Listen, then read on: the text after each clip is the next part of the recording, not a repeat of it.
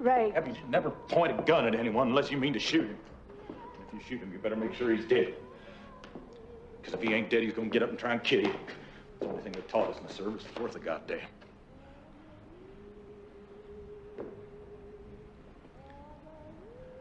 Where the hell's my windbreaker? Okay, retro go. Let's go.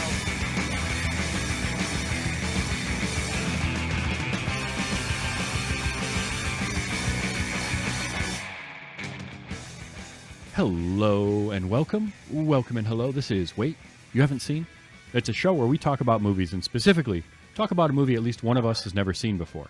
I'm your host, Travis, aka TV's Travis. This is episode number 262. And our movie this week, 1984's Blood Simple. And joining me to talk about it, he'd seen it and he wanted to make sure that I had. It is Josh Munro. Josh, how you doing, man? Hey, pretty good. Well, it was similar to our last podcast together, 3 Days of the Condor. This was a movie I had not seen, but had been aware of for a long time. And then I finally watched it and was like, oh, we got to talk about this. Right. Oh, yeah, absolutely. All right. So real quick, give me your history with Blood Simple. I had heard of it. I think it was more when I went through film school, it was 2002, 2003. Coen brothers had been around. Lebowski was a thing, so the Coen brothers were kind of well established at that point. So Blood Simple was always one of those, hey, this was their first movie. You should check it out, like their origins, their roots and stuff. But I never actually sought it out.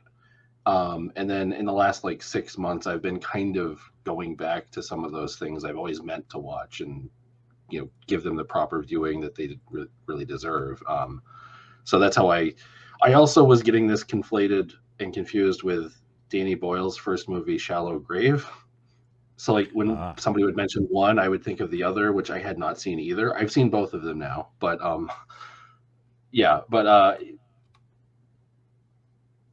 there was nothing that specifically drew me to this. Criterion just put out a new release of it, so I think that just boosted it into the social consciousness or whatever. So it just finally got around to watching it, and basically that's all it was. Gotcha. Yeah, kind of similar for me. I always knew it was around, and I'm a Coen brothers fan of everything of theirs that I've watched so far. Yeah, I have still yet to see Miller's Crossing, which I know is great, but I have not seen it. It's that's one of those I will eventually watch that and then probably die the next day, probably. That's the You're 2 days from retirement movie. It's a bucket film list. I'm just yeah. But like you, I had heard of this. As people were like, "Oh, you like Coen Brothers? Oh, you got to watch their first movie, Blood Simple." And I just never got around to watching it. And then you mentioned that you'd seen it, and you're like, "Have you seen this one before?" No, I had not. Yeah. So it was perfect to do for the show. And I got to say, right off the bat, first of all, it's a 30-plus-year-old, almost 40-year-old movie. So we're going to be spoiling it. Yeah. If you care about that, that's a thing. But it is streaming right now on Max. I think I don't think it's going away anytime soon. So, you can check it there. Yeah, this movie, I don't have a designated ranking system, but basically this is a movie that I knew that there was a release of it, the Criterion 4K, whatever, and then I found it on streaming, and then I still went and bought it after watching it on streaming. So if there's a special designation for movies for me, oh no, this was one that I saw, and then I actually went and spent money after seeing it for for free. So yeah, and honestly, totally get it. After watching the movie, I understand what was going on with this. This was really good, everybody. If you haven't seen Blood Simple and you like thrillers, it's worth seeing. It's not perfect. I did read a thing where both the Coens have said that this is their worst movie. At some point, here or there, it's not that great, or it's kind of rough. And I sort of get that, right? Because when you're an artist, you're your toughest critic, and you look back at the things you did when you were younger and when you were starting, and you're gonna look at them much more critically than you do as you mature and as you grow as an artist. But man, for a feature film debut, talk about hitting the ground running. They really did. So I just a friend of mine from high school, really solid guy. We get along really well. We've known each other for over 20 plus years now. But I got to give him credit because he will go into a movie that I am 90% sure I will enjoy. And I'm 50-50 on if he'll take it or not. And so, like, I mentioned, like, yeah, I'm going to watch this movie and then do the podcast. And so he came over and we watched it. And it was not his kind of movie. He had far too many questions and thought people were doing stupid things in scenes. And I'm like, you're not wrong. But I pointed out, I'm like, I think what this really works as, like the Coen's first movie, like what you pick up on having seen other movies of theirs is there are moments where maybe the script isn't as tight or doesn't have as much eloquence to it, but there's enough visual style and the delivery of like the show don't tell storytelling that they use in this. It shifts its weight back and forth between what characters are saying and then showing what they're doing. And so I think it's strong enough in both that it comes out being a good movie. But if you were just to rate it on just the script or just the visuals, there's definitely moments where it's lacking at times. But I think it comes together as a whole pretty well, though. Yeah. Oh, definitely. As a whole, it's very enjoyable as long as you're into this type of movie. You've got to be into thrillers and you've got to be into movies that are pretty dark. There are no real heroes in this movie. No, but you know, to your point, that's a Coen Brothers thing. Like you look at some of their other movies. I mean, one of their best movies, in my opinion, is No Country for Old Men. There's no true hero in that either. I mean, Llewellyn, but at the same time, he's not like squeaky clean. He's not great. He just happens to be our protagonist. He also steals money. So whether it's from criminals or not is irrelevant. It wasn't his and he took it. But that's one of the things that I like about the Coens. Because you're right. Like in a vacuum, the script is good, not great. But these are young filmmakers just out of film school. Also, a key point that my friend was looking up while we were watching it, he's like, when is this? Like, it came out in 1984. And he's like, okay, the first use of DNA in a criminal investigation was 1986. Okay. Because he's like, what? There's so much blood and DNA. We're like, this was 2 years before they started doing that. Okay. So it gets a pass because of technology at the time. But like watching it now, it's like, why would anybody do any of the things they're doing the way they're doing them?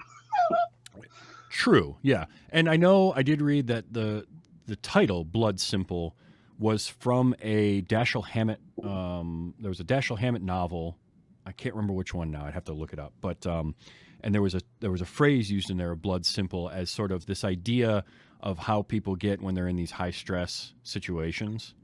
Yeah, just pure instinct or whatever kind of thing. Yeah, and so in a way that sort of fits, right? Because like we've got our Ray does make some really poor decisions. Ray, played by John Getz, does some really dumb things. Like I had that in my notes. Like, okay, what are we doing with the shirt here? Like he walks in. So basics of the story start off with, and I love. We should talk about the plot this time. We should talk about the plot of the movie this time. Not like we should.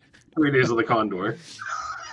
But we open up with Ray and Abby, played by Frances McDormand. Well, before that, we open up with who we don't know yet. Lauren doing the voiceover, talking about things, and rewatching it this time, I did jot the note down that like the last line of that is, out here in Texas, like you're on your own, and then it cuts to the two of them in the car and they're being followed. So I was like, well, they're not on their own. They're being so I'm like, none of this is reliable. It's all up to So I just was like amusing at that on the rewatch, but But Lauren, I think this is his movie, actually. I think he's the main character in the sense. Big time, yeah. Lauren, played by M. Emmett Walsh, who just recently passed away. Days after I suggested we do this for the podcast, yes. Passed away. I'm like, well, now we kind of have to. Right. He's fantastic in this. I mean, I love M. Emmett Walsh in so many things, but man, he is having fun with this character, which is really interesting to me because there was the bit of trivia I read where we'll kind of get to it. I want to save that for a little bit later because I thought it was really funny. Okay. But so we open with his voiceover, and then we have Ray and Abby, and they're in the car driving at night, and they're just having this conversation, and it's very. Having watched enough Coen Brothers movies now, this is just a very Coen scene of two people having a conversation. And it's funny because you mentioned show, don't tell. Mm-hmm. And there's nothing to show here, yet that's really the type of storytelling that we're doing. The subtext paints the like visual in your mind. Because it's rewatching it with my like anybody that has recommended a movie to a friend and then watches it with them and is constantly like,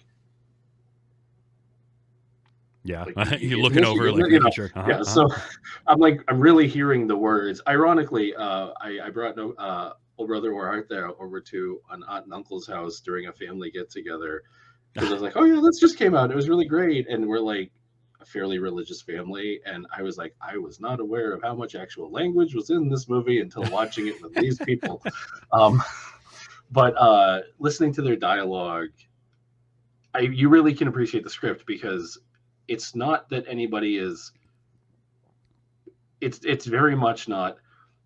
He worked with my mother in the Amazon while she was taking pictures of spiders before she died. It's not that type of exposition delivery, but it's like, what was that sign back there? And then she leaves it for him to say motel. So it's like, is it his idea? Is it her? She prompted. So the without saying it keeps it vague, but you get where it's going, and it's very delicately handled. The machinery of this movie is very good. I really like how it's built, basically. Yeah, and because they're driving along, and then she gets spooked, and they realize there's a car following them, a little VW, and then the car eventually drives away, and they go to the motel, and then we just smash cut to them cutting each other. Which also, they very clearly also established that this is not a thing that has happened between Ray and Abby before this night. Mm-hmm. So it's like a 1-2 punch of like feeling things out and, well, I like you. And, well, why are you being followed the first time that so then now it adds, there's like ripple effects to a lot of the actions in this. And, so, and then in our next scene, no, it's fine. It's fine. But in our next scene is where we now see Lauren, our private detective, go to the bar to talk to Dan Hedaya, another actor I love. I mean, Frances McDormand, Emmett Walsh, and Dan Hedaya are three great actors, and I love them in everything I see them in. I've seen Hedaya in mostly somewhat comedic roles more so. Typically, yeah. So it's weird to go back and actually see him in this and not like see him like aping at the camera or like, playing it up, hamming it up more.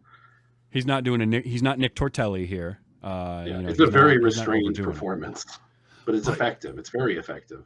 It's very effective. He does have an intensity to him that works here. Because this movie is all about tension, and there's a lot of moments of just somebody staring at someone else or like unspoken things going on. And so you need to have some of that intensity between people. And he had that. And I'll save it for when we get to it, but there's a great scene and it's articulated by a practical effect that is, it's beautiful, but we'll get to it when we get to that point in the movie. Yeah, so he has his meeting with Lauren, who is credited as private detective, but it does say Lauren on his lighter that he sets down. But he was contracted to follow Dan Hedaya, Julian Marty's wife. That's Abby. And he shows up with pictures of her and Ray, which I thought was kind of a cool exchange because here's Julian looking at these pictures, and he's getting very upset by them, obviously. And he even asks him, why did you take the pictures? And he's like, well, you wanted me to. And he basically was like, no, I wanted you to follow her. Why did you take the pictures? Type of thing. Like, you didn't have to do that. And you just get this sense that, like, in a way, Lauren kind of enjoyed that part. Maybe more than she once you let him off the leash, you're not ready to see what he brings back to you, because he will bring something horrible back to you, and he'll grin and laugh the whole time, which just makes him delicious and horrible. But it's such a great character. Oh yeah. Yeah. Oh, he's just so good, and you can guarantee I captured a couple of those laughs because yeah. So this exchange is great. The blocking of it, like the framing of everything, is really well done. Again, we're talking young filmmakers here, fresh out of film school, and their staging and their blocking of a lot of these shots, especially the kind of over shoulder and the way they were using the light. Who did the director? Who was the director? Oh, Sonnenfeld, Barry Sonnenfeld. Was the director of photography. Yeah, and I mean, so okay. Before we get too far into the plot, I'm sorry, I just got to say this. So we've got first time filmmakers in Ethan and Joel Coen. They're writing this movie. They're directing this movie. Barry Sonnenfeld. This is like the second film he's done cinematography for. He'd done another film and like a music video before this. And he's gone on to have a hell of a career. So you've got those two. This is Frances McDormand's first film. She's a baby in this movie. She is. She looks so young. And later on, there's an uncredited Holly Hunter on an answering machine. On The Voice. Yep. And you can spot her a mile away. Oh yeah, that voice I had in my notes, like Holly Hunter's voice. I just want. But she had originally auditioned for the role of Abby, but was working on a play, I think, or something, so she couldn't do it. So Frances was her roommate, so she told Frances, go do the audition. She ends up getting the role. Not only that, this is where she met Ethan Coen, and then they got married. Yeah. But you also had Carter Burwell doing the music for this, and we're going to talk about that a little bit later because I really liked it. But this was his first movie too.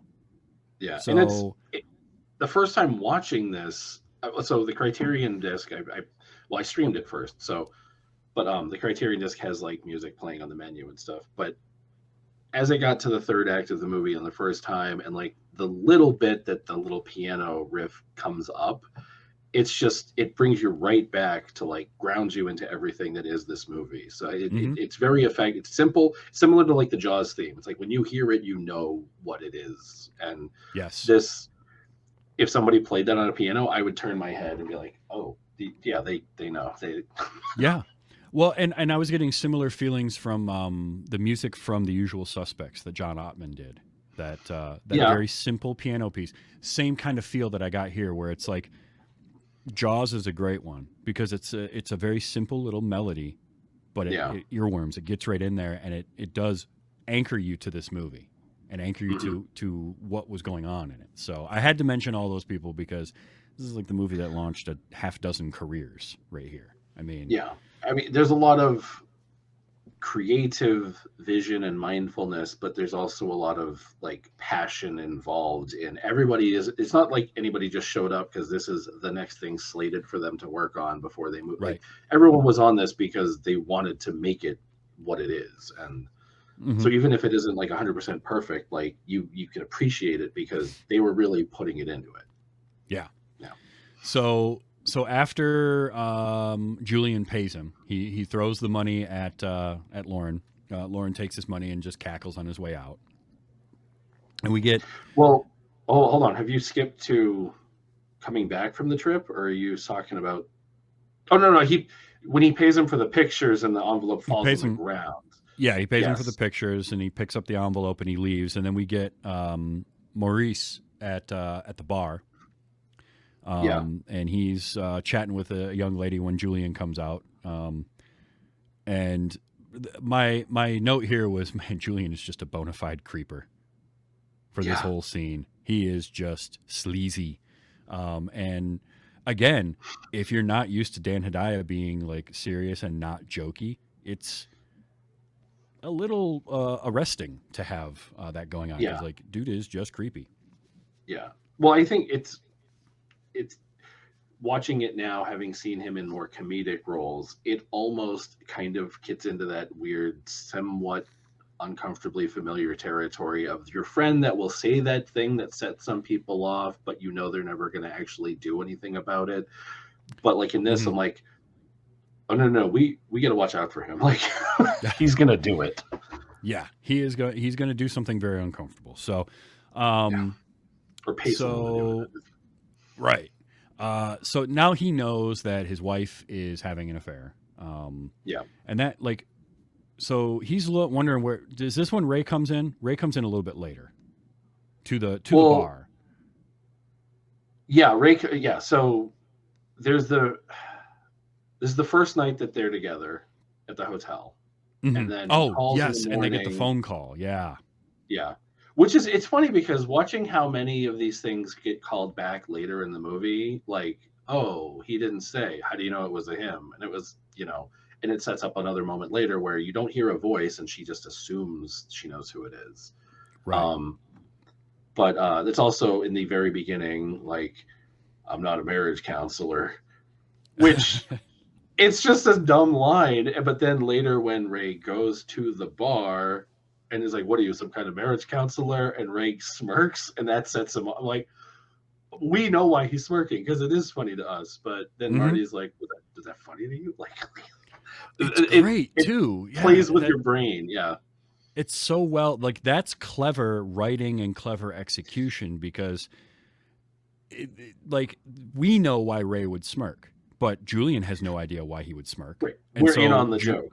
Yeah. Yeah, we're in on that. And so, his reaction is genuine and makes perfect sense why he would kind of react that way. So I love and stuff it's like subtle. It's not like he bust out. He just like his lip twitched, but it was enough. Mhm. That my friend watching it with me, his one of his comments was like, everyone's doing stupid things. They're not thinking clearly, and they're taking way too long to do all of it. Which, yes, it is it's a short movie, but it is very slowly paced. And I appreciate how it's delivered, but I could also see how if someone's like, okay, we get the point. Okay, yeah. Take 5 minutes to walk across the room. Okay, don't turn that light off immediately when you just said someone might be shooting at you. Don't, Right. There's some, we can get into it later, but like, watching this, because you kind of think Ray might be I guess as a straight white male, I'm assuming that Ray is like the main character, but he really isn't of this movie. Right.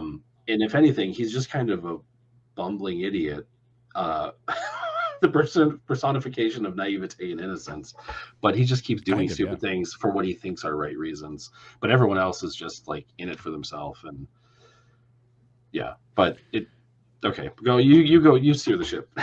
Yeah. Well, okay. So then when Ray comes in and he's like, "Hey, is Julian here?" And Julian's sitting out back, and I love this scene. Yeah. I really like this exchange because it's it's that classic trope of like the two guys feeling each other out and sort of circling each other. Yeah. But the way it's all delivered, like I love when Ray starts to talk to him, and Julian's response is like, "I don't particularly want to talk to you right now." Yeah, and it's like when you see the very tall, like muscular guy go quiet, and it's like, oh no, when he goes quiet, that's when you have to start worrying. Like when he stops talking, that's when less and is very much more. And it felt like a real exchange between two people that are at odds, because there was a lot of in this. One person knows more than the other person, and we as an audience know that. And watching that play out, that back and forth play out, where like at this point, Ray doesn't know necessarily that Julian knows. He thinks so, but he's not 100%. But Julian knows more than Ray thinks. But it's all this like it's very convoluted and very intricately woven. And I just like that kind of cat and mouse that goes on as they're feeling each other out and saying things without saying them. Yeah, and like the distinction between in the end result is not much different than had it gone the other way. But Ray standing there and Julian sitting on the back steps with the bug zapper right next to him, and Ray's like, "So am I fired?" And it's like, "Well, if you ain't gonna fire me, I might as well quit." And it's like thinking about that as an exchange between two people. It's like this is very much dependent on, is this an action that Julian is taking as retribution for what Ray has done? Or is it, no, Ray acknowledges that if you're not going to treat it as you could, I will. There's a weird respect between them in a sense. Kind of, yeah. Which is, it's very much like a gentlemanly, like, I can't do this, but I am going to kill you, but I can't do it this way kind of thing. Like, yeah. And like the whole thing when Ray's like, okay, and he just leaves, and you get Julian telling him, look, if you set foot on the property again, I'm going to have to shoot you. Yeah. And like waits for him to be gone. It's like, I've given you fair warning, you know, where they don't like each other, but they're begrudgingly respectful of each other in that moment. Like, we might settle this, but we're not going to do it right now. Like, neither one of us are really in the headspace to tackle this right now. So why don't you just leave, type of thing, or I'll just leave. So I did like that. And that's the bug zapper moment where Dan Hedaya is going on like a little bit of a rant where is that funny? What's funny? And it's like, it's building. It's the first time he's kind of like leaning into like the tone and the emotion, and it builds. And then the bug zapper, which has been there the whole time, not really doing anything. Just, they must have had somebody on the side like throwing dead flies into it, because like something. It was perfect timing. There's no. I did also make a side note about all of M. Emmett Walsh's bug acting. The man will just be a statue and let anything crawl on his eyes and his face, and he'll just keep in here. I'm like, that's creepy. That adds to it. Yeah. But yeah, I love the bug zapper just articulating the moment. But it also is like, that seemed like when there's a lot of times people are caught up in a moment, and then an external force will snap everybody out of it into, oh, right, yeah, we're standing on the side of a street. We need to collect ourselves, you know? Yeah. And I think, too, it's the moment, like, it sets up stuff later on, because here's Julian telling him, you know what I think is funny is when she's going to tell you, I don't know what you're talking about, and all this stuff. And it works in the moment. It's perfect there. And when they call back to it later, it's one of those, like, you're just like, oh, well done. Well, golf clap. Like, well done, gentlemen, on your script here. But it's also why was she being followed the first time he considered maybe doing anything? So it was like, this was not, he wasn't following Ray. He was following Abby. So why was he following? Okay. Ray was in a bigger situation than he expected. So. Yeah. Oh, very much so. And I think this is the moment where Julian decides he wants to have them killed. I don't think prior to Ray showing up, he was going to go through with that. Like, he was upset. But I think something in that exchange with Ray and how it all went, that's what pushed him over the edge, so that when we see him going to Lauren at the whatever, like, lookout point or whatever that's supposed to be, which was another thing I really dug that scene, because it felt like a real place. Yeah. Because, a lot of where times the kids go, and this old man in a yellow suit is hanging out, enjoying it. Like, oh, dude, wrong scene for you. No, but at the same time, there's something really just like Coen Brothers movie wonderful about that, because it feels... So many times you get the clandestine meeting at the dock or at the lookout or whatever, and it's just the two people in the middle of the night. And this is great because it's that, but there's stuff going on around them too.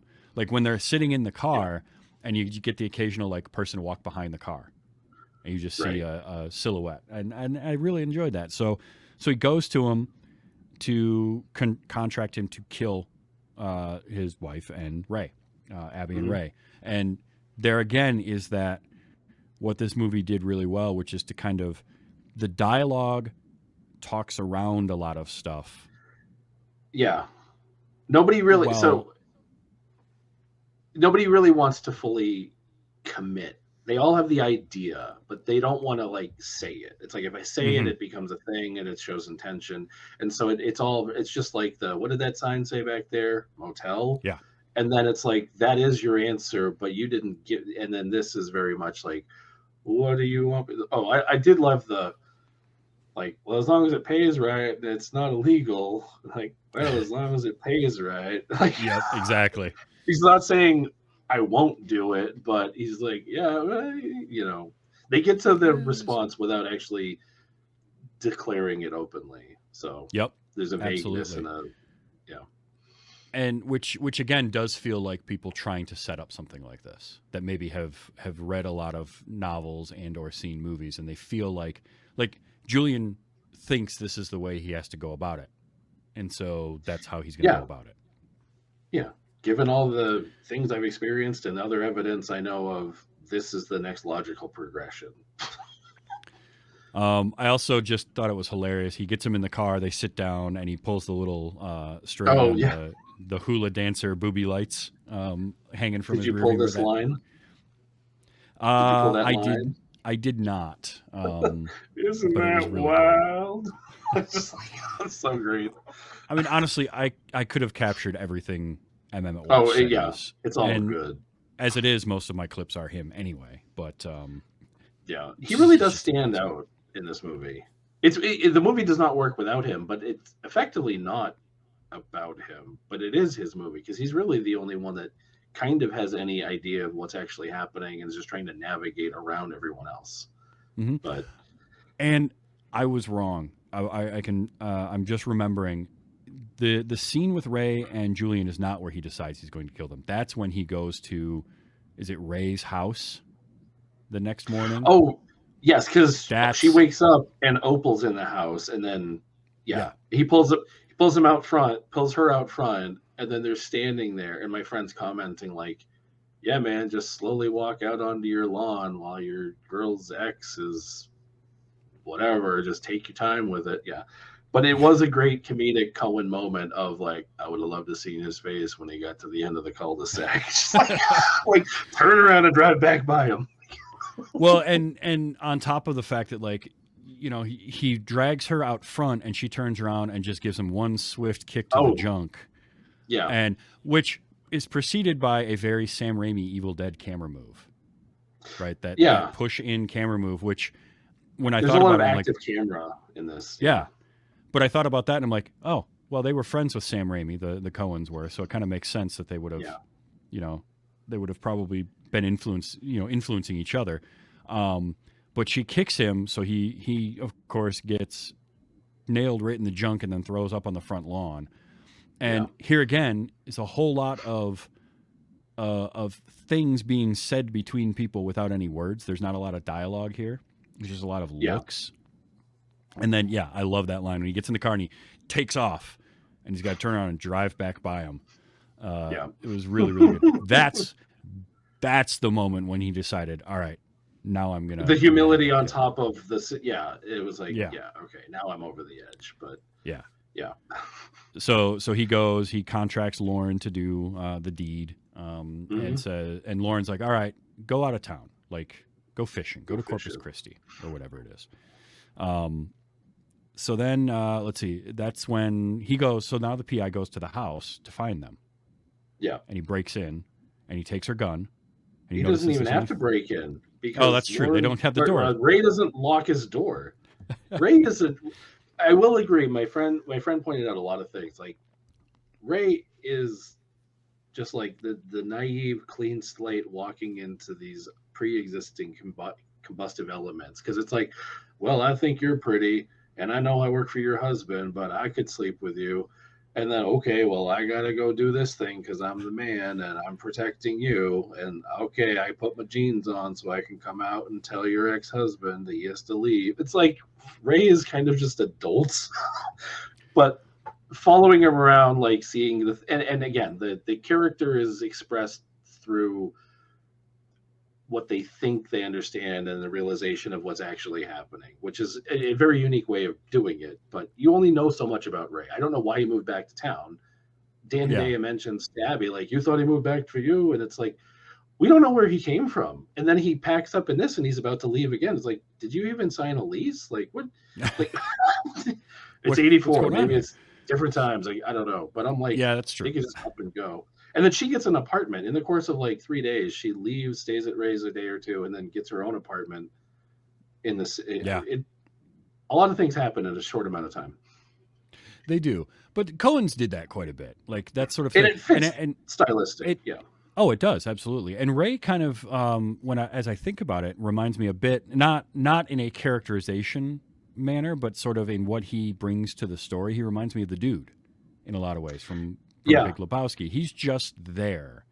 He exists in this world, and there's all sorts of stuff happening around him that is either going over his head or is like, ancillary to what he's doing himself, but he's involved in, and he just doesn't. He's not really like consciously on that level, and it's almost like a step up from like a Chaplin or Buster Keaton like fool type role where it's like, oh, I have very limited expectations and watch me in these grand situations that I shouldn't be in.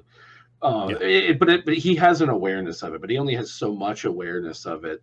He can't conceive of things beyond his own information. And then once he starts to realize that, oh, they're like planting the seed of Abby could have been sleeping with other people before this. And then like watching that, like those little rocks fall into the pond and the ripples start to form. It's like, like, but he does it well enough. But there's also kind of a reason why he's the one person in this movie I really hadn't seen anything before this. Like I've seen Francis Ford, I've seen a lot of these other people in other movies, but John Getz, okay. I mean, he's done other stuff, but I can't think of him from anything. He's not overly memorable. He's fine in this though. I think in this he fits and he works well. It fits the role. Excuse me. Yeah. So let's see what else happens here. I mean, now we get a lot of kind of back and forth when he takes the gun and then. Well, Lauren's at the house. We were at Lauren at the house. Yeah. To kill them, and then he doesn't kill them. He takes the pictures and he doctors them. Right. Although we don't see that happen, we just see him at the house, and then we see him returning to the bar with the photos of like, hey, the deed is done. And he, as that scene was unfolding, it did not go the direction that I thought it was going to go at all. I will be completely honest. So Lauren comes to the bar to Julian, brings him the photo, and says, hey, here's the deed, it's done. And he pulls out the photo, he looks at it, and it's Ray and Abby, and they're covered in blood. And as I'm watching this, I was like, but we didn't see it happen. But it's the Coen brothers, and they've done, like, I've seen movies of theirs before where characters have died off screen. So maybe he did. Maybe, like, I wasn't sure for most of that if he had or not. And then as they're doing, and it's a very tense scene. There's a lot of these really tense moments in this. And it's this tense exchange between Lauren and Julian. And then he finally pays him. He gives him his money.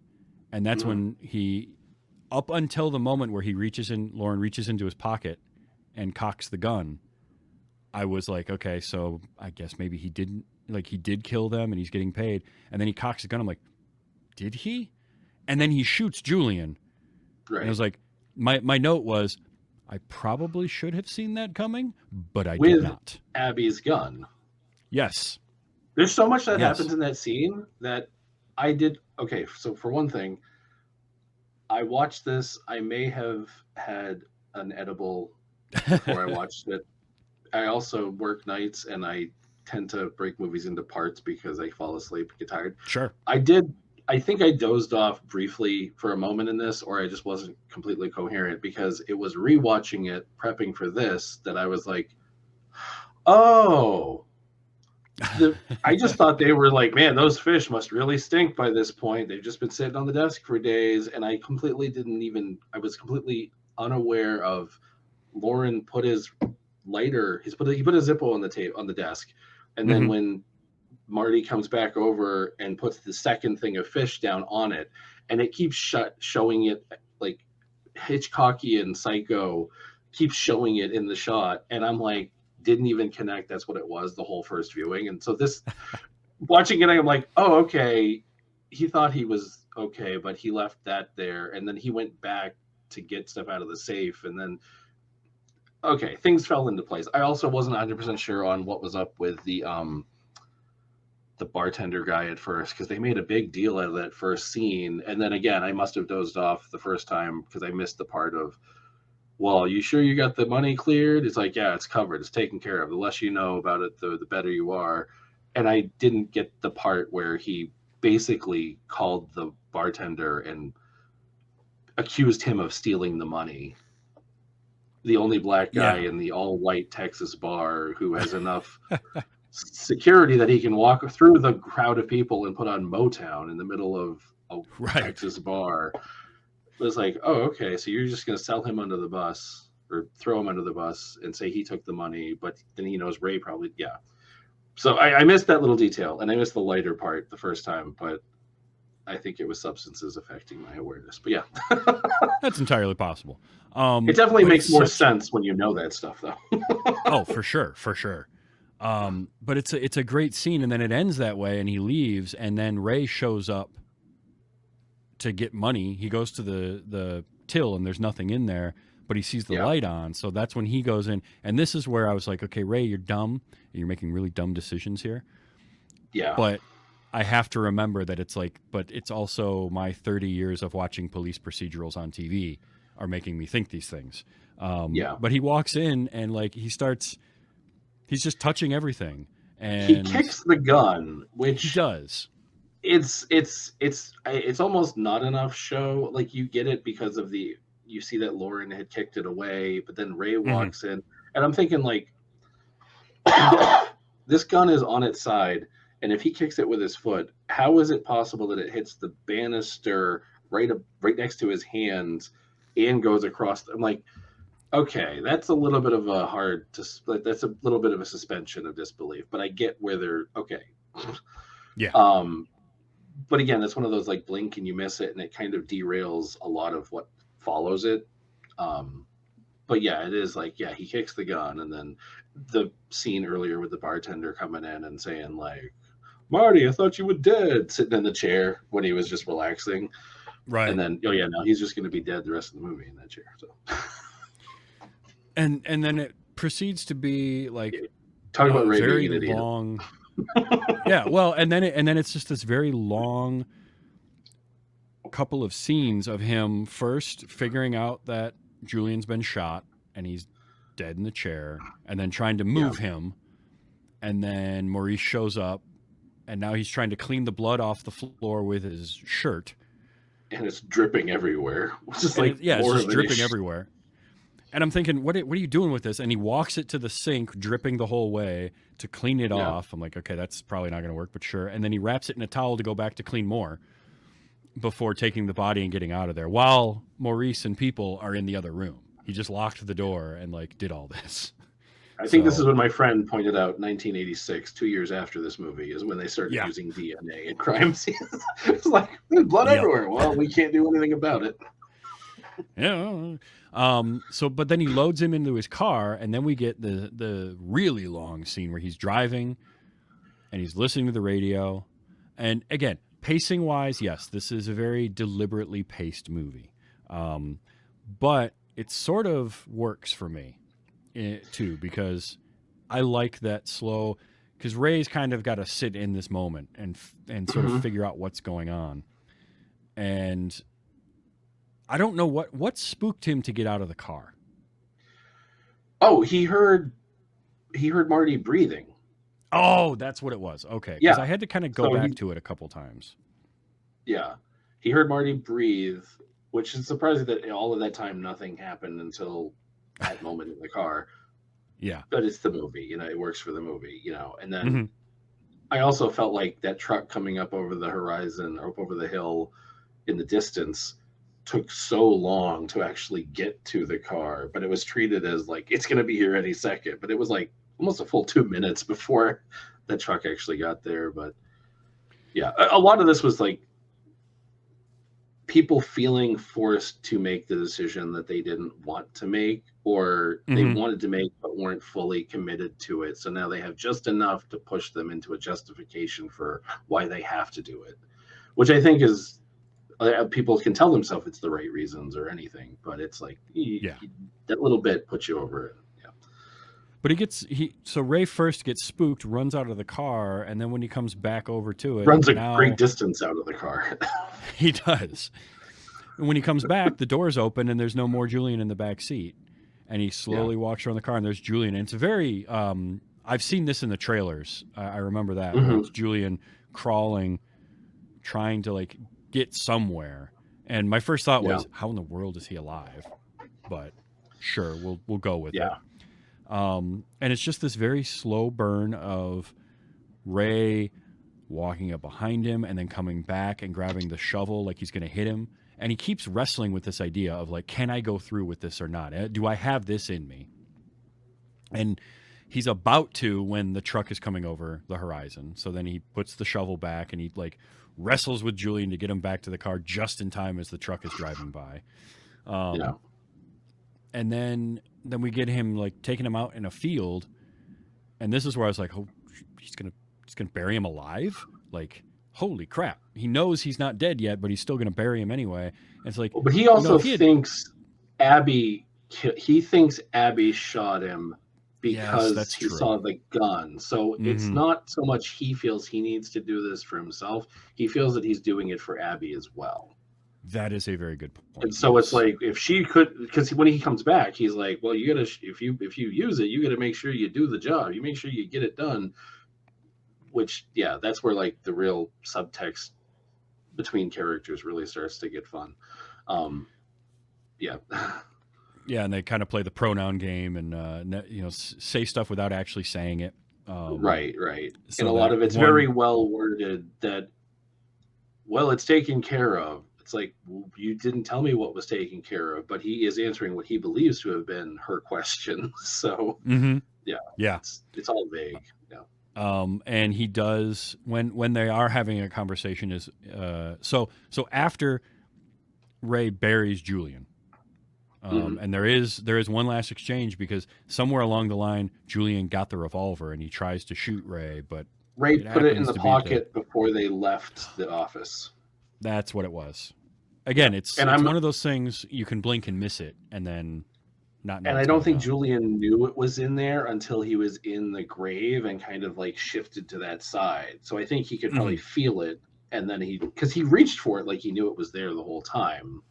But and I guess I do, to a certain degree, there is an element of shock when when Ray's holding the gun up or when Julian's holding the gun up to Ray, and Ray's just standing there. And again, my friend's like, "What do you do? Just move out! Get out of the." But it's like, I guess I could, in Ray's situation, there's probably these are the consequences for my actions. Like he was ready to accept it, and then when it wasn't going to happen, and he just reaches down and takes the gun. And again, it's a very Coen. We're going to bring you to this point. We're going to make you think you know what's going to happen, and then something else is going to happen, and we're going to branch off from that. So. Yeah, they're very good at doing that. And then that's when he goes back and he talks to Abby, and when they finally get up the next morning, they're having their exchange, and that's where we have that other shoe drop moment where she says, "What are you talking about?" And it's exactly what Julian told him she would say. Yeah, and she would look at him and she would say, "I don't know what you're talking about." And here again is that moment where we watch Ray's reaction to what she's saying, and we know why he's reacting the way that he is, but she doesn't know why. And so her reaction makes perfect sense. Yeah. And it's that great moment there. But they do still trust each other enough that because he thought he was doing her a favor, and she doesn't really know exactly what he did. Finishing what she started. And now, and again, when she starts to realize what has happened, and like he did that, and it's like he thought you did it, and he finished. But so, and then none of these people know who actually. I don't even know if Abby, in the end of the movie, knows that Lauren killed Ray. He does say something about, if I see him, I'll pass along the message, but I don't think that she has any inclination that he's the one that killed him.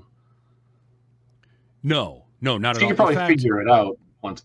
Yeah, but but the funny thing is that Ray and Lauren and Abby and Lauren all have scenes that they're in together, but neither Ray nor Abby ever actually see Lauren like face to face.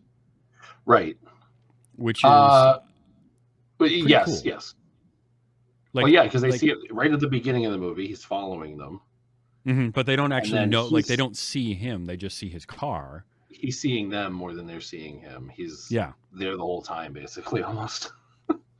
Which leads to your point where you mentioned it's kind of his movie, and sort of he is the one that knows everything, because Ray knows somebody is out to get him by the end. So by the end, like, Lauren has gone back to the bar to try and break into the safe to get the picture back, because he realized that Julian kept the photo. Yeah. And slipped like a, employees must wash hands. Yeah. Which was great when they have that shot where you see the handwritten version of that on the board in the background. And it's played up a lot on the second viewing. Lauren does make a very explicit comment as Marty is walking towards the safe.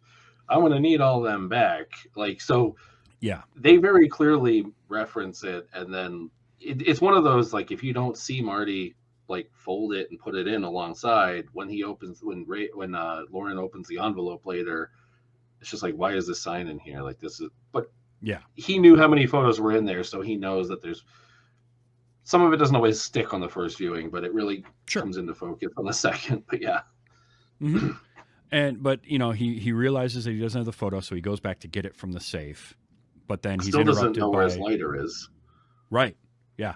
Which I guess he just didn't smoke for several hours, which seems my friend unlikely. commented on that. Yeah, because it's like all that whole scene with Ray bringing Marty out to the farmland and making a very inconspicuous set of tire tracks to the middle of the field, and then driving over where he apparently I'm like, nobody's gonna ever find him here. Like, what are you doing?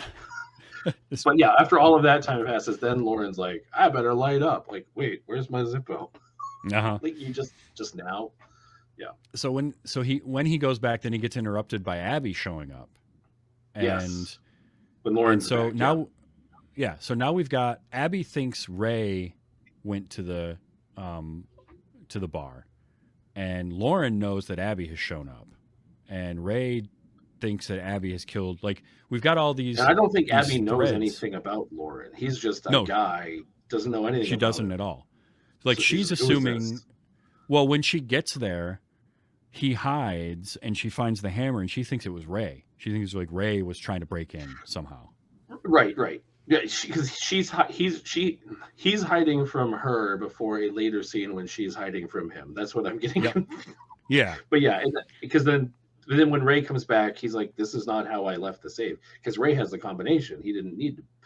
So now it's like there's more going on here than anybody's aware of. Yeah. And that is a fun plot device to have. A knows about B, B knows about C, and C knows about D, but none of them know about A. Like, that kind of thing going on. I really like that. As long as you can keep everything straight. It definitely has a certain like shelf life before it's like, okay, we've exhausted our options and now we have to just figure out an answer. Yeah. Yeah, and there's only so many of those threads you can have before it's too many. And I feel like having watched it twice, I do feel like there are two distinct halves. There's the setup and the construction of like the subtext apparatus of everything and the interconnectedness. And I feel like that is all very well done, paced, established. I'm not saying I dislike the ending of the movie, but like once there's less intrigue in watching people figure things out and more just watching it play out, it just kind of like, okay, let's just wrap this up in the next 15 minutes and then get people home. Because like you're not doing a lot of mental heavy lifting at that point, but it kind of it almost becomes like a horror movie in a sense. Yeah, like a slasher movie, but it's not. I mean, she's more of the villain, physically doing more to him than he did to her, but yeah. But it still does make for a very tense scene. That end scene in the apartment is incredibly tense, and so we've had the exchange there, and then Ray and Abby at Ray's house. He's packing up to leave. Yeah, he's packing up to leave, which again had a great moment with sound where they're face to face, they're talking, and then that newspaper hits the door like a gunshot was just amazing. Like, that was enough. I had to rewind it and watch it again. I'm like, I need to see that another time. And it's not one of those, we cut to it just as it happens. Like, it's on that shot. It's like, I was just mentioning Slash, it's like in the first Halloween, and like you're looking out the window, and then like the silhouette steps, you're like, oh, I wasn't expecting that. Yeah. But it's like, it's on that shot so long, and then, And so something happens. They end up separated. When she shows up at her apartment, Ray's already there.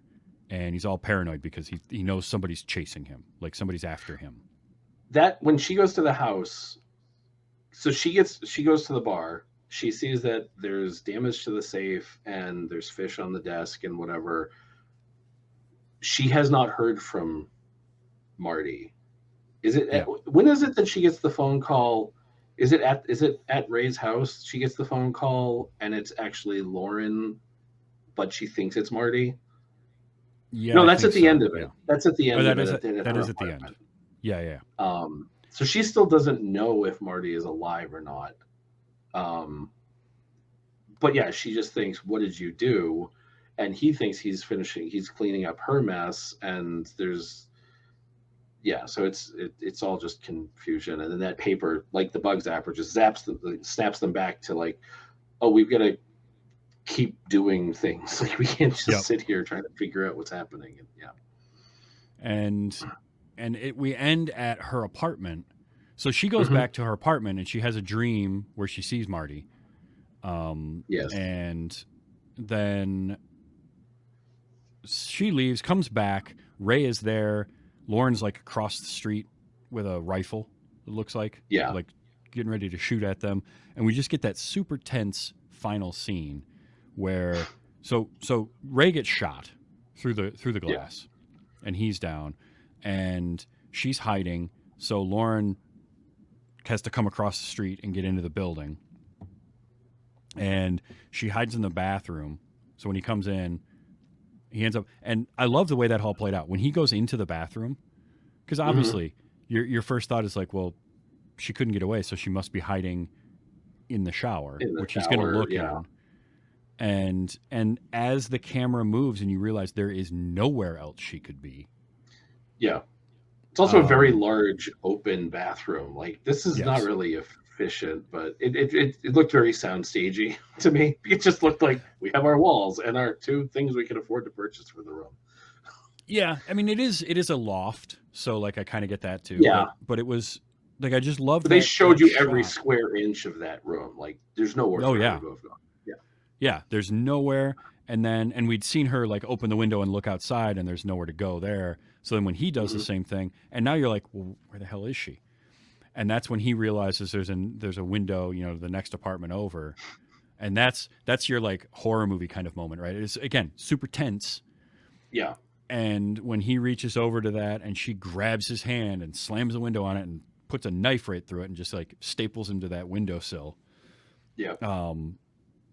And while all this is going on and he starts shooting holes in the wall and he's like punching at the wall, trying to break through it and get his hand back and all this kind of stuff. And all that's going on. And we've got music playing, but it's in the background from like another apartment. Yeah. And there was something about like that whole atmosphere I really, really dug. I just, it felt, there was a feel to that I really enjoyed. Yeah. Well, that's what, when he's reaching around and she stabs his hand, like, again, that felt very horror movie. And I guess this is 84, so like late 70s, early 80s. Yeah. This is kind of that era, but it's a more sophisticated take on that, I guess. But then there's like a pause and the first bullet comes through and the shaft of light and the next bullet comes through. And it was like, that was just signature Coen brothers, like that. We're not gonna tell you what happens next. We're just gonna have it like, we pot shots coming through the wall. Okay, we gotta. That felt very Coen, and it did. Yeah, it absolutely did. And she ends up leaving that other apartment, coming back into hers. She's hiding. He gets himself free. He busts through the wall, gets his hand free. Yeah. and is making his way to leave the bathroom, and she thinks it's Ray at this point. She doesn't know who it is yet. Yeah, she hasn't seen him. And Well, so no, I think then, no, she thinks it's or not Marty. Ray, Marty. Sorry. Yeah. She thinks it's Marty. And shoots him through the door. Yeah. With the final bullet she had, because she only had 3 bullets in that gun, and all 3 of them get fired. Yeah. But one on purpose, one by accident, yep. and then one on purpose.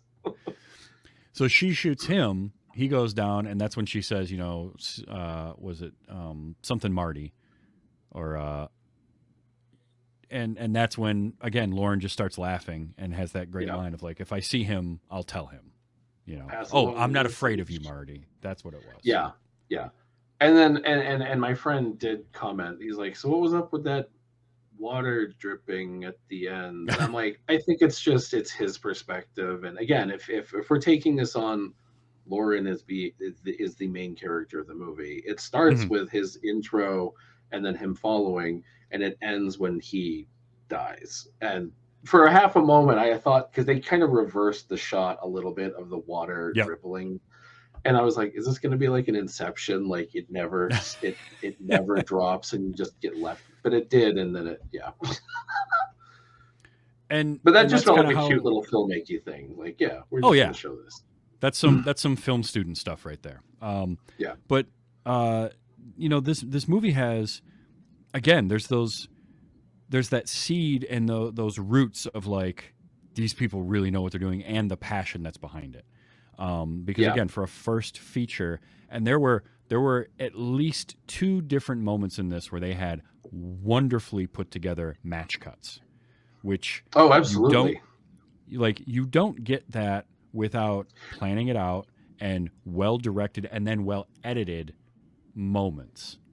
Yeah. So there are match cuts, but then there are also transitions. There's 2 specific transitions with Frances McDormand's where the first one, like she like leans into frame, and then Ray's hand comes up, and then she goes down, day turns to night, and then she comes back up and she's facing the opposite direction. Like she went facing down and she came up, and I'm pretty sure it's one shot and they just had the lighting shift outside.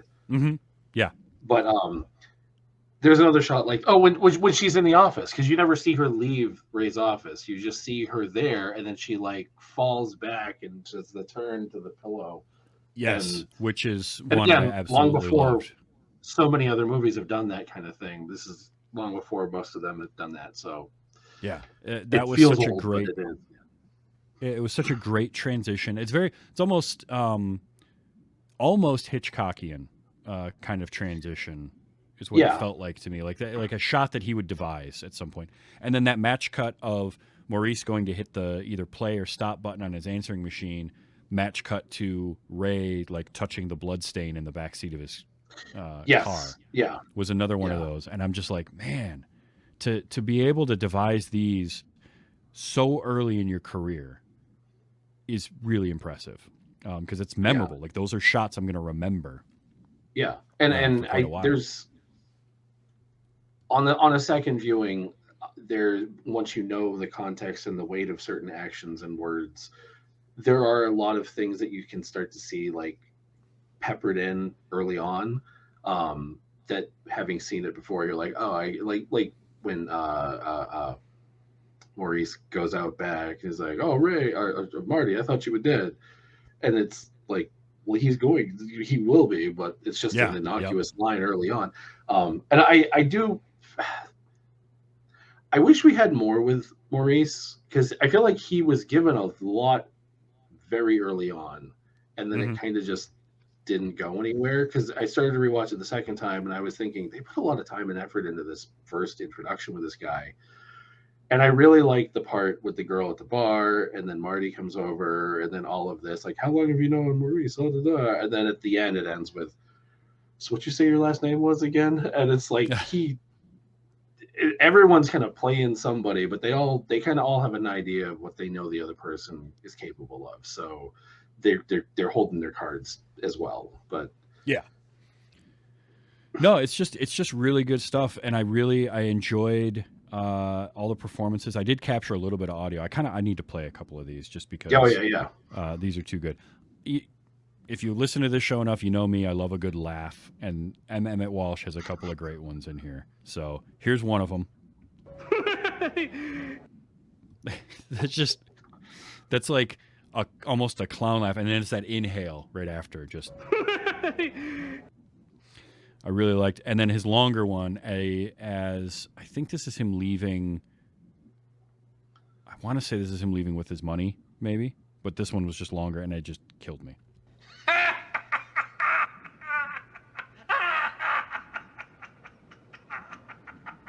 I think that's the end of the movie. That's the end of the movie. Yeah, because then there's the cough at the end of it. Yeah, because I think when on the floor. When Marty slides the money over with his boot, which I love that he won't even give it the dignity of like putting his hands on it. He's just like, here, take your slimy, dirty blood money that I believe. Again, that's the thing is everyone believes that somebody else has done a thing that they have not done. Yes. That's a consistency through all of it. So that's what I was mentioning to my friend, because I was like, even the guy who's the sleaze and gets paid to do these things won't commit to actually doing them. He'd rather Photoshop something and then play it off. But yes, he can play it off as Abby killed him, and then I don't have to deal with the consequences of this. Yeah. Also, for a second, I'm like, why wouldn't he just rob Marty while he has the safe open? But like, he just wants his money and he wants to go and be clear of it, because he doesn't want people to know that he didn't actually do the thing that he was hired to do. But yeah, a lot of inaction and suspicion, and then Yep. Absolutely. There was a moment, so at the end when he picks up his hat and puts it back on, Lauren, I did like the trivia of Joel Coen had trouble convincing Emmett Walsh to pick up his hat off the ground in the movie's climactic ending scene. Walsh had a laundry list of reasons why his character just wouldn't do that. He's like, no, really. But Coen kept trying and kept failing to debate with him, and finally he said to him, "Will you please just humor me?" And this is the best response.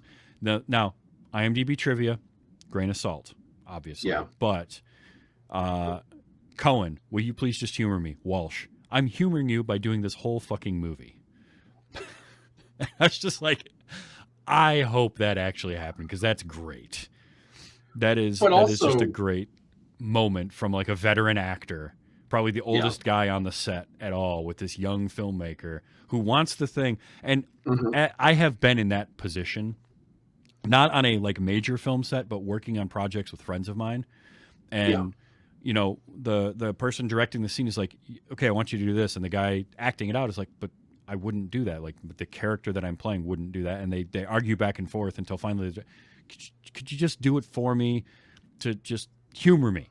And like, you get to that point. So that was just a great exchange. And I had to mention that, because like, I can totally see the old guy being like, kid, I'm here. That's humoring you enough. Yeah.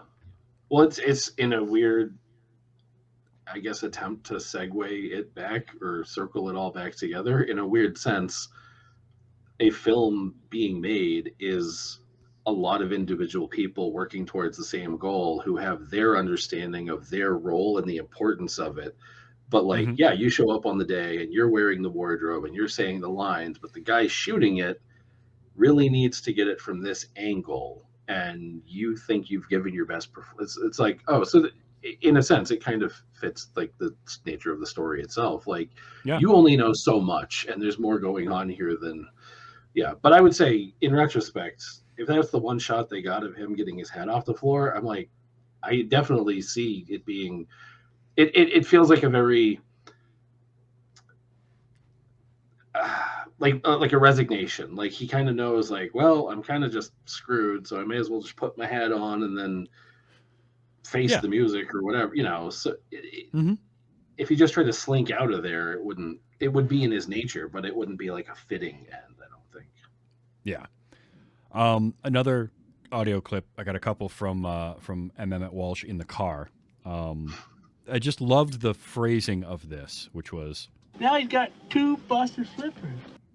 2 busted flippers. Because he's telling the story of this guy that broke his hand and he had a cast on and then he fell. So he put out his good hand to brace his fall and then he broke the other hand. And it's like, now he's got 2 busted flippers. And I just want to call my arms flippers now forever. Yeah. I just want to use that phrase. And also there was this, and this is one, I just love this. So I said to him, I said, it's a phrase that both makes my eye twitch, but also is like comforting in a way, because I knew so many people that said that growing up. Like I says to him, I said, and I love it when I hear it in a movie. Yeah. It's also, it fits Lauren as the scenery chewing guy who enjoys being in this movie. I feel like all Coen movies have one character. It's like the John Goodman role or whatever. That's the one guy that's like, this is where I thrive. Like, this is my heaven. Like this. Yes. But, yeah, lost my train of thought, but yeah, he's the one that's enjoying all of it, and he knows what his character is, and he's just having fun with it. And just like when he meets with Marty, it's like, you paid me to do a thing, and now you're not prepared to deal with the evidence of what you paid me to do. Just when he's first just taking the pictures, but then I realized it sets it up so he has the photography for later that he can doctor. If he didn't have that in the first scene, it would kind of just be a weird, hey, now I have photos. But having it earlier on adds to the believability later when it's brought back. So absolutely. And the last couple of clips I got where we talked about them earlier, it's from that scene with Ray and Marty where they're out back, and Marty's out back stewing, watching these guys throwing stuff into the incinerator, just angry. And Ray shows up. I thought more was going to happen with that. I thought more was going to happen with that incinerator. Like, kind of was just a red herring, but it was. You know what? The Coens are good at that. Like, they're good at subverting the expectation of sort of, it was Chekhov's incinerator, right? Like, they showed the incinerator. They even mentioned it later. Like, after that scene, he mentions it to Lauren as a way to get rid of the bodies. Yeah. And Ray does throw his rags in there, but he's still got stuff all over the backseat of his car. So it's like, right. A for effort, I guess. I don't know. He would have had to throw his whole car in there. Yeah. But in that scene, you got this, which, again, this was just a great line, and there's an intensity to this. I don't particularly want to talk to you. I don't particularly want to talk to you. And it's like, that's worse than him blowing up at him. You're right. Yeah. You mentioned it earlier, like the big muscly guy getting quiet. Like, yeah. Doing everything I can to hold back the dam. Like, if I take this finger out, it's all going down, and none of us want that to happen. And then finally, the last one I got was this one. Come on this property again, I'll be forced to shoot you. Fair notice. Just fair notice. Yeah. And again, him declaring, this is what I'm prepared to do. But, like, if it came down to it, I don't know that if Ray forced himself onto the property and Marty was there, like, would Marty actually shoot at Ray? I don't know. Given everything that we've seen, I don't see that either of them is, like, really prepared to get to. I guess that's where this whole thing is. Like, a lot of us are close to that line of, like, we could do that thing, give into that impulse, but, like, we know we really never will do that. Like, we won't pull the fire alarm when we walk by it, Right. But this shows how combination of elements can just get a person to the point where it seems like that is the thing to do.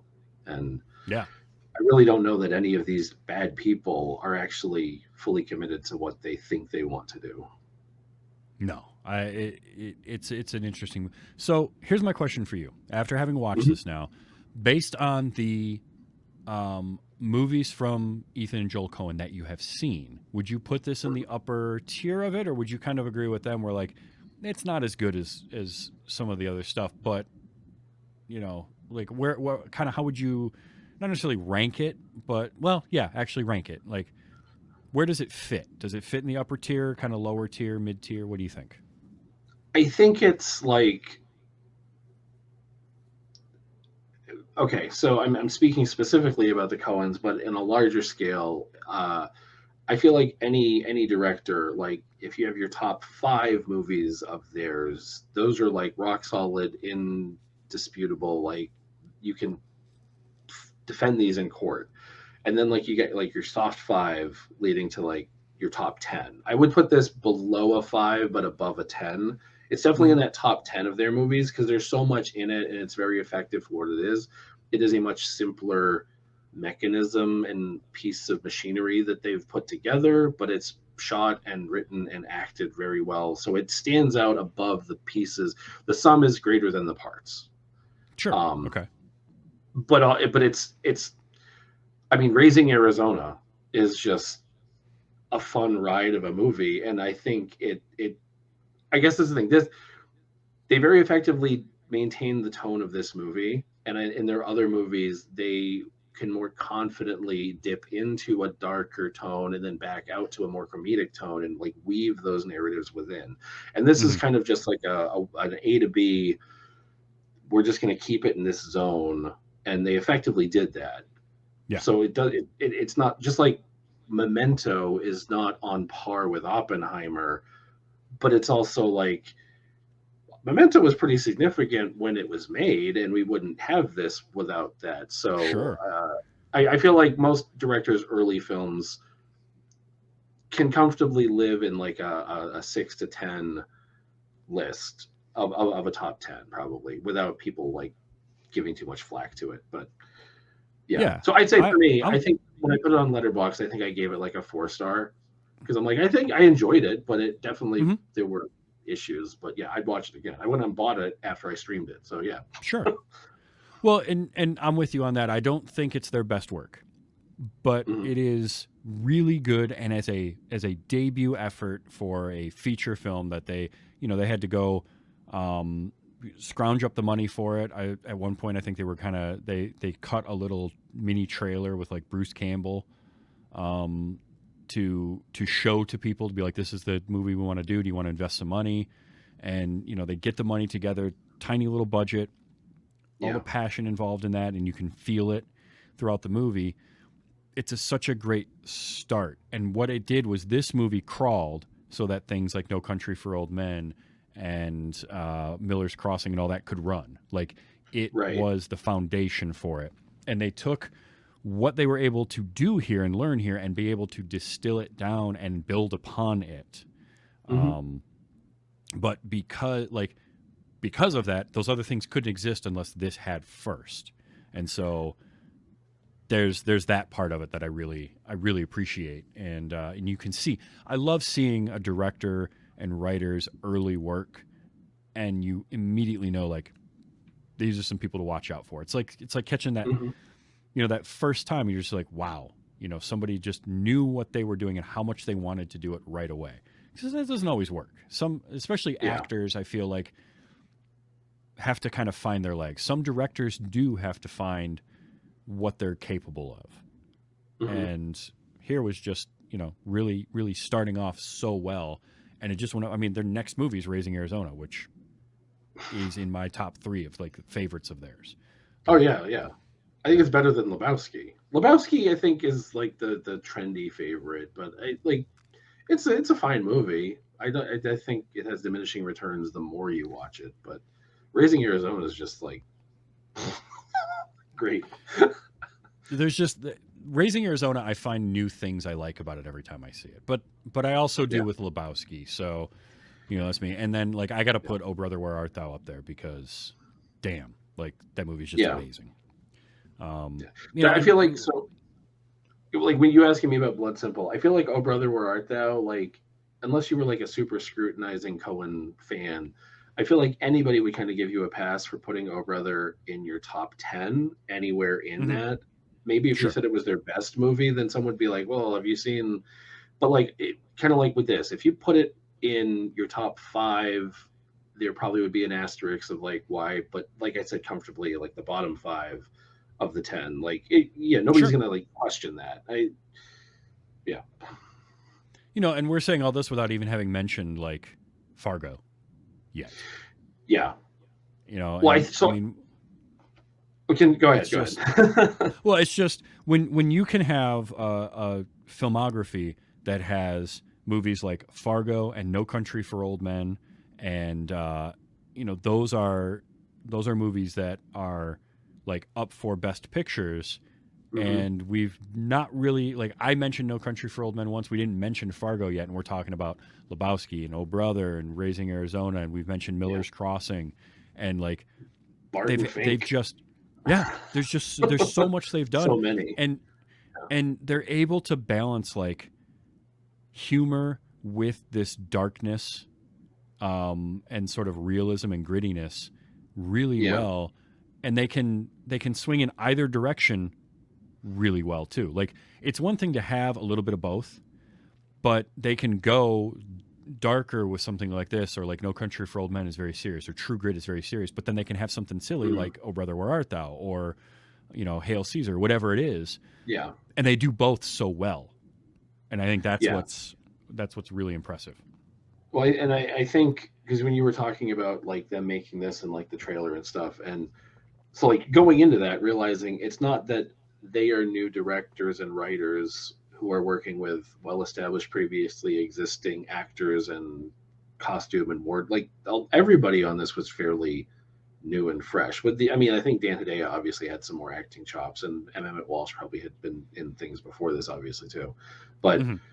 a lot of the people in it were newer, and but you're mentioning that Raising Arizona was just after this. I'm just like my brain's thinking if they led with that and then brought this out, I don't think their career trajectory and reception would have been as well received. Whereas like making this and like we can do this and then following it with that, we can also do that. And now you kind of Yep. just have this range where the pendulum swings between the two. And it's like we're as long as we stay in these ranges, we can mix them together as we need to. And but Yeah. it would be harder to follow up Raising Arizona with this, I think. Oh, absolutely. Absolutely. It's much easier to go lighter and Yeah. inject humor than it is to go in the other direction. I mean, ask any comedic actor who's tried to go into quote unquote serious acting. Like Yeah. it's really difficult to do in that direction. So they were wise to do it this way. Look, I'm glad I finally got to see this. I get to tick it off my list of like Coen Brothers movies. Yeah. It's super good. It was a great suggestion, and it's one that I will watch again too. Like I will.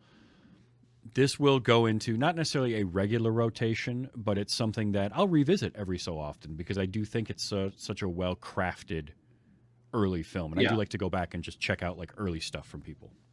And it's short enough that you can like, oh, Hmm. I could just knock this out in an afternoon, and then yeah, Yep, exactly. yeah, Exactly. Well, dude, this was awesome. As always, it's fun to have you on, and it's fun to talk about this stuff. And you always bring good stuff. I mean, 3 days to the Condor, and now this. Like, you're always bringing good stuff. Are you working on anything right now? I know last time we talked, you had some irons in the fire, and what's going on with any of that? uh, nothing to actually like speak of at the moment. I've had some loose ideas of things. One thing I was going to work on a video series about a TV show, and then I rewatched the entire show, and by the end of it, I was kind of like rethinking how I was going to approach it. So that may or may not actually happen. It's also a property that Disney technically owns, so actually putting videos out about that may not really work. But yeah, no, I don't have a ton that's actually going on right now, but I've been discovering more movies. Like I mentioned, watching this, I got it conflated with Shallow Grave, which I had not seen, which I've seen now, Danny Boyle's first movie. And in a weird sense, I can see how they kind of pair with each other. So I would recommend checking Shallow Grave out if you haven't seen it.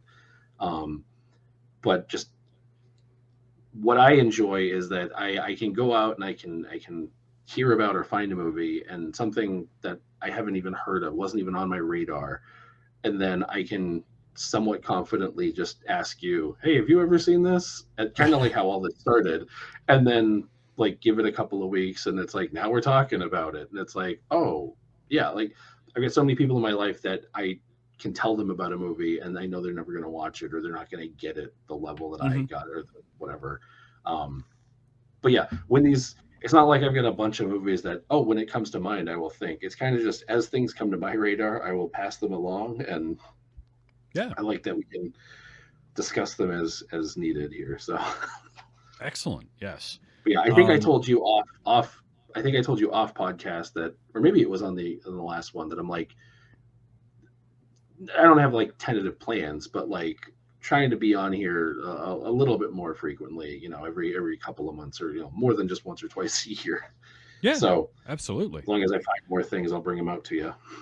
And also, you've started using Letterboxd. Yeah, I wanted to start tracking the movies I'm watching. Also, I picked up a Criterion Collection Ingmar Bergman Cinema. It's like this huge box set of 39 Bergman movies, and I was gonna just like watch one a week and spread it out over time. I've kind of been delaying that, but I figured, okay, I'm gonna get on Letterboxd and put my actual like reviews on here and try to catalog the things as I'm watching them. But yeah, I'm on there as, I think, Joosh82. So yeah, I guess see if I'm keeping up with my Ingmar Bergman collection I spent money on but haven't watched yet. Perfect.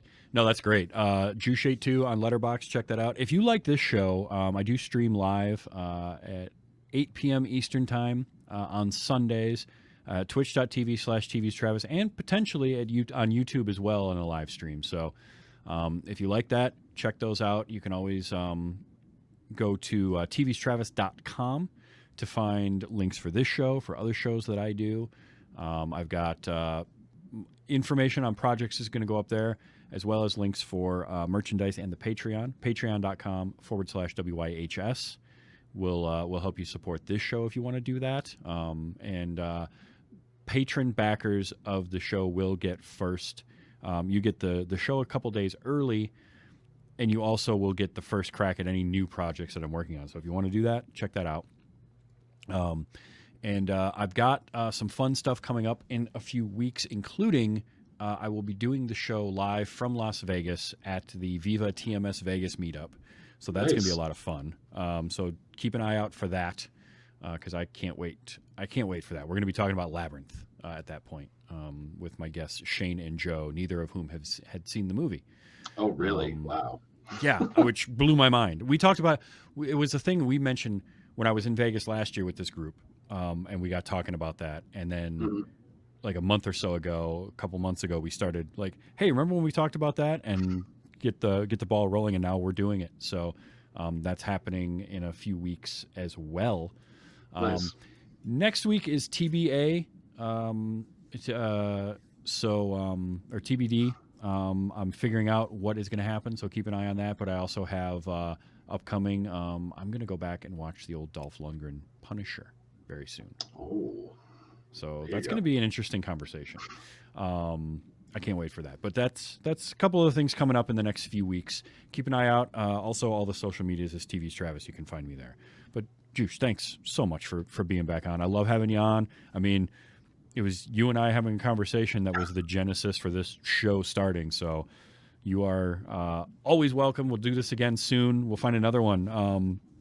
We'll go maybe in a different direction from Coen Brothers next time. I was going to soft pitch Shallow Grave, but I don't know. I had to find it online through means that I am not financially supporting, is how I'll say it. Okay. It's not really any, I guess there's a Blu-ray or a DVD that was put out, but yeah, I did watch it. I enjoyed it. It would be an interesting one to pair after this, but that's almost like a secondary side project I've had of like this idea of just watching well-established directors' first movies after having seen like and seeing where they've gone and like, oh, their roots, because I just feel like first movies of directors always have like a certain like energy to them that it's like it hasn't fully formed yet, but it's still like a pulse kind of thing. So yeah, that could be really interesting. Excellent. Well, as always, a pleasure. And thank you for having me. I enjoy being here and always like talking about movies. So yeah. Well, we'll do it again soon. And just remember, everybody, to enjoy your movies. And follow Joosh's shirt if you're watching the live stream. Be excellent to each other.